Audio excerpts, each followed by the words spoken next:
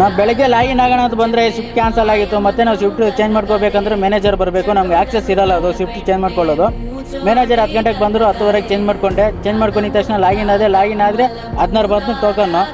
1 ಗಂಟೆ ಆದರೂ ಟೋಕನ್ ಕಮ್ಮಿ ಆಗಿಲ್ಲ.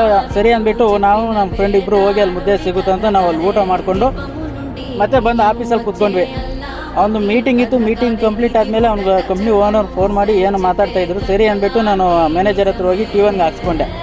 T1ಗೆ ಹಾಕ್ಸ್ಕೊಂಡು ನಾವು T1ಗೆ ವಿತೌಟ್ ಪರ್ಮಿಷನಾಗಿ ಬಂದರೆ ನಮ್ಗೆ 25 ಪೆನಾಲ್ಟಿ ಬರುತ್ತೆ. ಅದಕ್ಕೆ ಅವ್ರ ಹತ್ರ ಹಾಕ್ಸ್ಕೊಂಡು ಬಂದು. ಇಲ್ಲಿ ವೆಹಿಕಲ್ಸ್ ಕಮ್ಮಿ ಇದೆ ಅಂತ ನಾನು ಇಲ್ಲಿ T1ಗೆ ಕಾಸು ಹಾಕ್ಸ್ಕೊಂಡೆ. ಇಷ್ಟು ವೆಹಿಕಲ್ಸ್ ಎಲ್ಲ ಕಂಪ್ಲೀಟ್ ಆಗೋದು ಯಾವಾಗ ಮಾರಯ್ಯ?